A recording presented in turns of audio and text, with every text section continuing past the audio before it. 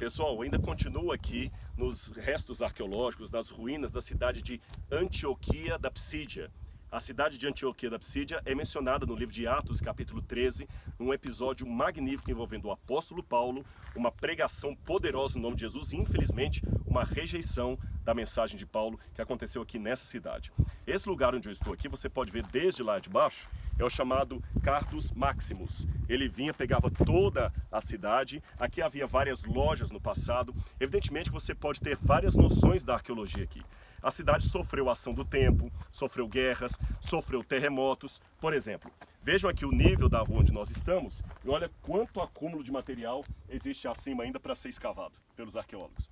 É muita coisa. E eu quero chamar a sua atenção aqui para alguns detalhes importantes que nós temos aqui nessa cidade. Primeiro, as pedras que eles colocavam aqui, tá vendo? Inclusive, olha que interessante, eu tenho uma pedra aqui com inscrições gregas. Estão vendo? Estão vendo?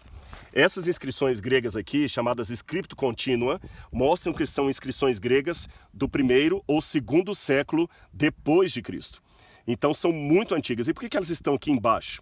Isso é chamado em arqueologia de segundo uso, ou, como dizemos popularmente, reciclagem. Talvez essa inscrição, na época do apóstolo Paulo, estava como emblema de alguma loja. Aqui havia várias lojas, vários templos, várias pessoas. E depois, em alguma construção e reconstrução da cidade, eu falei que aqui até terremoto já houve, eles usaram a pedra que talvez fosse uma parede para ser o piso de alguma coisa. Agora, se havia algo que os romanos se orgulhavam muito de fazer, eram as estradas. Já mostrei para você aqui tanto as estradas internas, os cardos, como as vias que havia fora, ligando cidade a cidade, território a território. E uma coisa me chama a atenção aqui. Nós temos ainda pedras originais, como os romanos as colocavam aqui. Você pode olhar, para a gente que está acostumado a andar com asfalto, é uma coisa meio difícil, né? Mas eram pedras como se fossem paralelepípedos.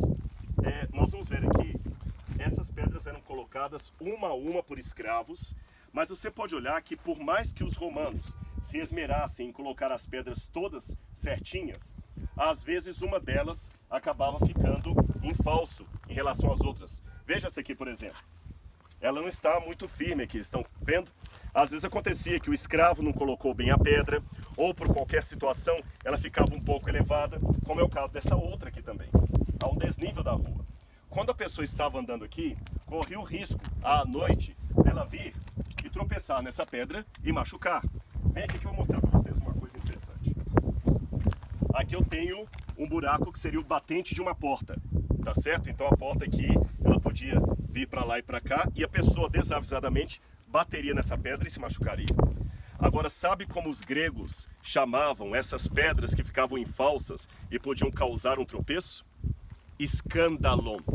Isto mesmo, escândalo, de onde veio a palavra escândalo que nós usamos até hoje. Por isso Jesus, pegando isto aqui como imagem, falou certa vez a Pedro: Pedro, que era pedra, não seja para mim um escândalo, uma pedra de tropeço. Noutra feita ele falou: bem-aventurado aquele que não encontra em mim motivo de tropeço, não encontra em mim escândalo. E também Paulo quando diz que nós não deveríamos ser escândalo, pedra de tropeço para os nossos irmãos. Agora que você já sabe de onde veio essa expressão bíblica, coloque-a em prática. Não seja você uma pedra de tropeço.